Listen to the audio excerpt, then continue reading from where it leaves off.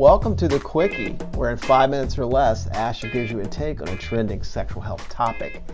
Today we're talking about World Sexual Health Day, which is officially September 4th.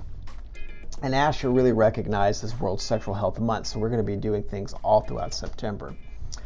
But World Sexual Health Day is organized by our pals at the World Association for Sexual Health, WAS, and the theme this year is around sexuality education for all, a bridge to sexual health. And I want to take a second to talk about sex ed. There's the traditional way of looking at it, what we get in the classroom when we're kids. And with that piece in mind, it still amazes me that today, still, there is surprising uptake and funding for abstinence-only sex ed programs. And to be sure, there's nothing wrong with discussing abstinence within the context of sex ed to empower young people, or really anybody, to feel okay if they choose not to have sex or if they choose to delay when they become sexually active. That's fine. The problem is the only piece of that, where that's all you're talking about and you're completely omitting discussions around safer sex, pregnancy prevention, and where to go for counseling and clinical help when it's needed. So Asha has long advocated for what we call abstinence plus, or comprehensive sexual education, where it's okay to talk about abstinence, but you're also talking about condom use and contraception and issues around consent and sexual assault, and where to go for help if you need it.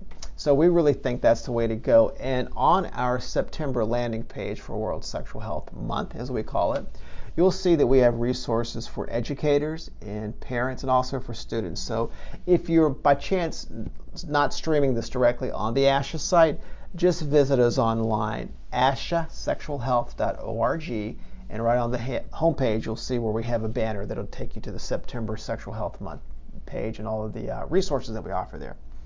So there's another way, I think, to also look at sex ed beyond what we learned in health class from the PE teacher. At least back when I had sex ed, it was they co-opted I think the basketball coach to come talk to the boys.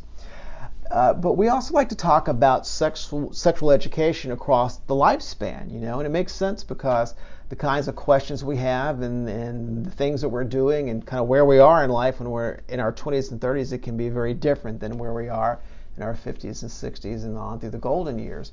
So we think that it's an organic process that changes over time, and we need different kinds of information depending on where we are. And with that in mind, we also have developed resources around sex after 50. That too is found on our September page. So we pretty well have the continuum covered, we feel like. So check us out, ashasexualhealth.org. And keep checking back with us throughout the month. This isn't a one-shot deal, folks. So we're going to be rolling out a lot of resources in the weeks to come, including additional episodes of the Quickie. And for the next couple of weeks, we're going to focus on college campuses and sexual culture on campus and issues around sexual assault and consent, and get the perspective of some young people. And I think that'll be a really interesting resource. So we encourage you to come back. Until then, thanks for stopping by.